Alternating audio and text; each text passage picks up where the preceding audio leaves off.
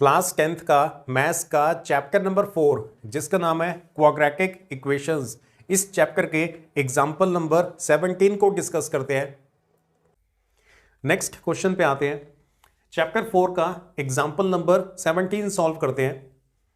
A pole has to be erected at a point on the boundary of a circular park of diameter 13 metres. एक ना park है जो कि circle की shape के अंदर है और उसका डायमीटर 13 मीटर है। उस पार्क की बाउंड्री के ऊपर आपने एक पोल को फिक्स करना है। इतना क्लियर हुआ? एक पार्क है जो कि सर्कल की शेप के अंदर है, उसका जो डायमीटर है वो 13 मीटर है और पार्क की ये जो आउटर बाउंड्री है ना, आउटर बाउंड्री के ऊपर किसी जगह पर आपने एक पोल को फिक्स करना है in such a way that the differences of its distances from two diametrically opposite fixed gates A and B on the boundary is 7 meters। एक ही लाइन के अंदर ना काफी सारी इंफॉर्मेशन दे दी है। अब जो जो इंफॉर्मेशन दे रखी है पहले मैं आपको वो एक्सप्लेन कर देता हूं। एक सर्कुलर पार्क है, एक पार्क है जो कि सर्कल की शेप के अंदर है, उसका डायमीटर 13 है। अब इस पार्क के अंदर ना दो गेट है, गेट A और गेट B, और ये जो दोनों गेट्स हैं वो डायमेट्रिकली ऑपोजिट है, मतलब आमने सामने है। यहां से आप पार्क के अंदर एंटर कर सकते हो, इस पॉइंट से आप पार्क से बाहर निकल सकते हो, किसी भी गेट से आप पार्क के अंदर एंटर कर सकते हो, किसी भी गेट से आप बाहर निकल सकते हो। ये जो दोनों गेट्स हैं डायमेट्रिकली ऑपोजिट है, मतलब इन दोनों गेट्स को अगर आप ज्वाइन करोगे तो वो डायमीटर ही बनेगा। अब आपने पोल को एक ऐसी जगह पर फिक्स करना है, जैसे यहां पे पॉइंट पी पे सपोज हमने पोल को फिक्स कर दिया, तो पोल से पहले गेट तक का डिस्टेंस और पोल से दूसरे गेट तक का डिस्टेंस, ये वाले जो डिस्टेंसेस हैं वो आपस में बराबर नहीं होने चाहिए, बल्कि इन डिस्टेंसेस के अंदर डिफरेंस होना चाहिए 7 मीटर्स का। मतलब एक डिस्टेंस दूसरे डिस्टेंस से 7 मीटर ज्यादा होना चाहिए। कंडीशन आपको समझ में आई? पार्क है जो कि सर्कल की शेप के अंदर है, उसका डायमीटर 13 है। पार्क की ये जो आउटर बाउंड्री है, बाउंड्री के ऊपर किसी जगह पे आपने पोल को फिक्स करना है। अब जिस जगह पे आप पोल को फिक्स करोगे ना, उस पॉइंट से पहले गेट तक का डिस्टेंस और उस पॉइंट से दूसरे गेट तक का डिस्टेंस, ये वाले डिस्टेंसेस आपस में बराबर नहीं होने चाहिए, बल्कि ये वाले जो डिस्टेंसेस हैं इनके अंदर डिफरेंस होना चाहिए 7 मीटर का। मतलब एक डिस्टेंस दूसरे डिस्टेंस से 7 मीटर ज्यादा होना चाहिए।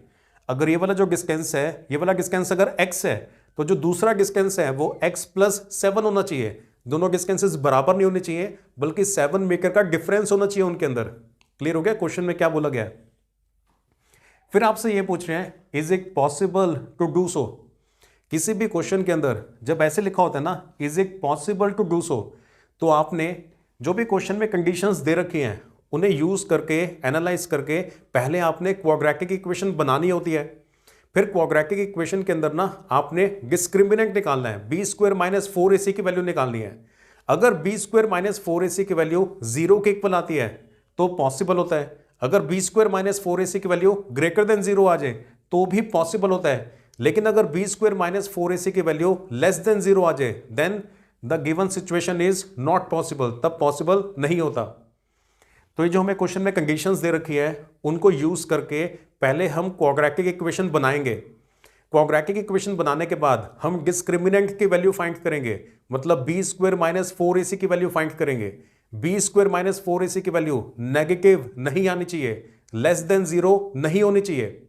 अगर b² - 4ac की वैल्यू लेस देन 0 आ जाए, then the given situation is not possible. और अगर b² - 4ac की वैल्यू 0 आती है या फिर ग्रेटर देन 0 आती है तो फिर पॉसिबल होता है।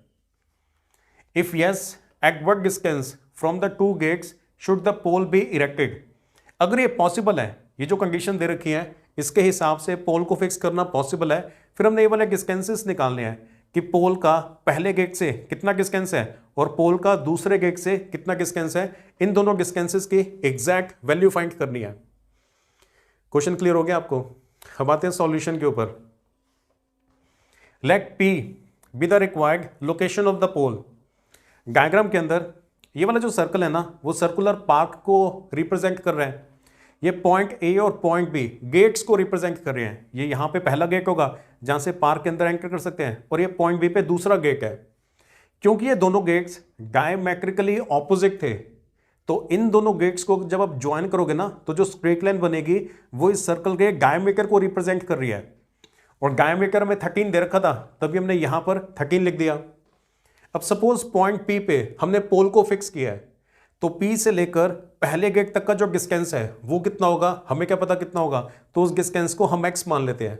और फिर P से लेकर दूसरे गेट तक का जो डिस्टेंस है उसे हम x+7 ले लेते हैं, क्योंकि क्वेश्चन में बोला हुआ है ना कि ये वाले जो दो डिस्टेंसेज हैं, पोल से पहले गेट तक का डिस्टेंस और पोल से दूसरे गेट तक का डिस्टेंस, ये डिस्टेंसेज आपस में बराबर नहीं होने चाहिए, बल्कि इनके बीच में एक डिफरेंस होना चाहिए 7 मीटर का, 7 मीटर का फर्क होना चाहिए। एक डिस्टेंस दूसरे डिस्टेंस से 7 मीटर ज्यादा होना चाहिए। तो अगर आप इस वाले डिस्टेंस को x मान रहे हो, तो ये वाला जो डिस्टेंस है वो फिर x+7 हो जाएगा। क्लियर हो गया? तो AP को हमने x मान लिया, ये A से लेकर P तक के डिस्टेंस को x ले लिया, तो BP फिर x+7 हो जाएगा। ये जो एंगल P है ना वो 90 डिग्री का होगा। यहां पे एंगल P जो है वो 90 का होगा। ये मैं क्वेश्चन में दे नहीं रखा, लेकिन आपको ये क्लियर होना चाहिए कि angle P will be equal to 90, और इसका रीजन है angle in a semi circle. ये देखो ना, डायमीटर के एंड पॉइंट्स को ज्वाइन करने पे ये एंगल बने ना, और डायमीटर को तो सिर्फ एक ही एंगल बनाना आता होता है 90 डिग्री का। इसका रीजन होता है angle in a semi circle. Diameter के एंड पॉइंट्स को सर्कल के ऊपर लाई करने वाले किसी भी पॉइंट से अगर आप ऐसे ज्वाइन करोगे तो वहां पे हमेशा 90 का ही एंगल बनता होता है, क्योंकि डायमीटर सिर्फ और सिर्फ 90 डिग्री का ही एंगल बना पाता होता है, और इसका रीजन होता है angle in a semi circle. Class 9th के अंदर हम बहुत बार यूज करते थे। तो एंगल P 90 का है और AB 13 मीटर है, ये तो डायरेक्टली दे रखा था, AB इज 13 मीटर। तो जो इन्फॉर्मेशन हमें गिवन थी वो सारी इन्फॉर्मेशन हमने लिस्ट कर दिया है। अब आगे चलते हैं। x की वैल्यू निकालने के लिए, क्योंकि ये वाला एंगल 90 है, तो इस ट्रायंगल के अंदर हम पाइथागोरस थ्योरम को यूज कर लेंगे। चलो पाइथागोरस थ्योरम को यूज करते हैं। इन ट्रायंगल ABP, ये वाला जो ट्रायंगल है ना, इस ट्रायंगल के अंदर हम पाइथागोरस थ्योरम लगा रहे हैं। हाइपोटेन्यूज का square is equal to perpendicular का स्क्वायर प्लस बेस का स्क्वायर, तो ये AB square will be equal to AP square plus PB square. वो पाइथागोरस थ्योरम लगा दी। आगे वैल्यूज पुट करनी है। AB की वैल्यू 13 है, AP को हमने x माना हुआ है, और BP x+7 है। ये 13x और x+7, 13x और x+7, इन तीनों साइड्स की रिस्पेक्टिव वैल्यूज पुट कर दी हैं। 13 का स्क्वायर होता है 169, x स्क्वायर का x square as it is, और ये x+7 का होल स्क्वायर, ब्रैकेट्स ओपन कर दिए हैं। a प्लस b का होल स्क्वायर होता है a square plus b square plus 2ab, तो x+7 का होल स्क्वायर बनेगा x स्क्वायर प्लस 7 का square plus 2 into x into 7।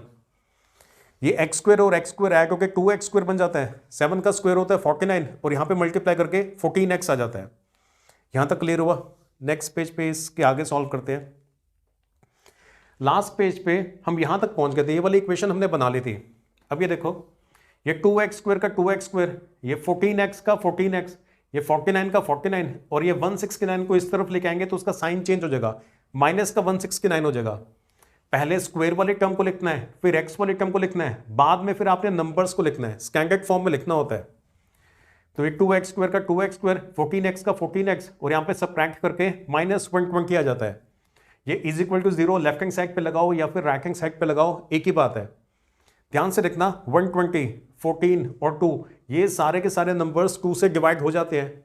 जब भी डिवीजन हो रही हो ना किसी भी नंबर से, तो इक्वेशन को डिवाइड कर देना चाहिए। ऐसा करने से नंबर्स छोटे हो जाते हैं, और छोटे नंबर्स में कैलकुलेशन करना आसान काम होता है। तो यहाँ पे हम पूरी की पूरी इक्वेशन को 2 से डिवाइड कर रहे हैं।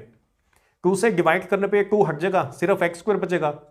ये 14x को 2 से डिवाइड किया तो 7x रह गया, और 120 को 2 से डिवाइड करेंगे तो -6 बचेगा।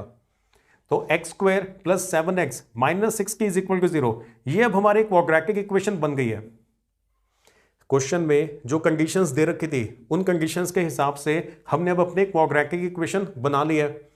अब पहले हमने ये देखना, क्वेश्चन में ये लिखा होता ना, is it possible to do so, तो इस पार्ट का भी आंसर करना पड़ेगा कि ये पॉसिबल है या नहीं। तो उसके लिए पहले हम डिस्क्रिमिनेंट निकालेंगे। डिस्क्रिमिनेंट को d से रिप्रेजेंट करते हैं, और इसका फॉर्मूला होता है b स्क्वायर माइनस 4ac।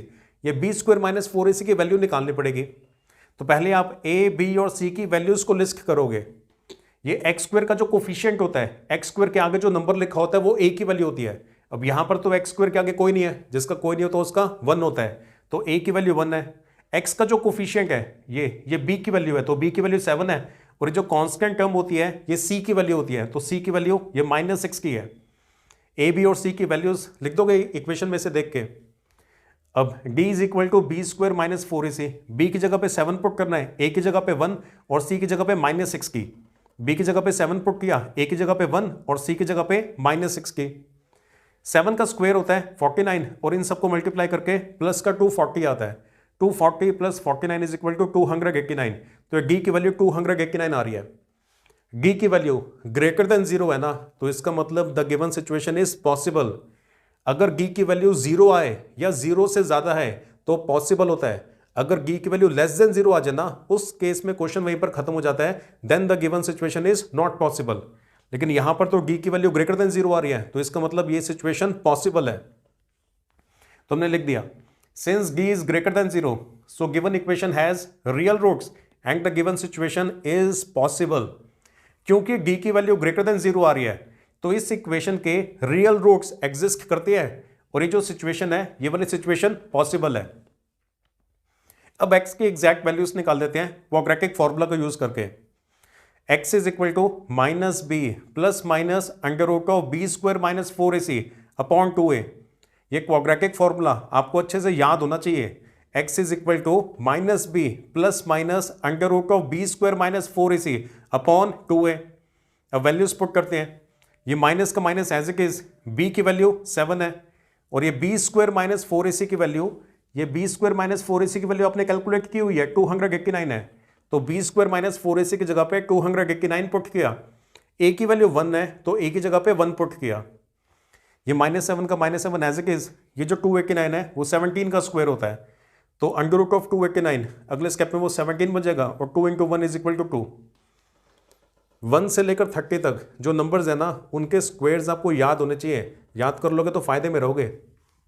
ये 289 17 का स्क्वायर होता है। यहां तक पहुंच गए, अगले स्टेप पे आते हैं। इसके बाद आपको 2 केसेस बनाने पड़ेंगे। केस 1 में आपने पॉजिटिव साइन लेना है और केस 2 के अंदर आपने ये नेगेटिव साइन लेना है। तो केस 1 में बनेगा x is equal to -7 plus 17 upon 2। देखो x is equal to -7 plus 17 upon 2। ये 17 में से 7 को सब्ट्रैक्ट करो 10 रह जाता है और 10 को 2 से डिवाइड करें तो 5 आ जाता है, तो x की वैल्यू 5 आ रही है। तो इसका मतलब एक जो डिस्टेंस है वो 5 होगा, दूसरा डिस्टेंस फिर x + 7 था, 5 + 7 इज इक्वल टू 12, तो दूसरा डिस्टेंस फिर 12 होगा। तो 5 मीटर एंड 12 मीटर ये डिस्टेंसेस होने वाले हैं। ये हमारा आंसर आ गया। केस 2 पे आते हैं। केस 2 पे आपने नेगेटिव साइन लेना होता है ना, -7 -17 अपॉन 2, -7 -17 अपॉन 2, इनको ऐड करके -24 बनता है। -24 को 2 से डिवाइड करो तो -12 आ रहा है। x की वैल्यू -12 आ रही है। इस वैल्यू को रिजेक्ट करना पड़ेगा क्योंकि जो डिस्टेंस है it can never be negative.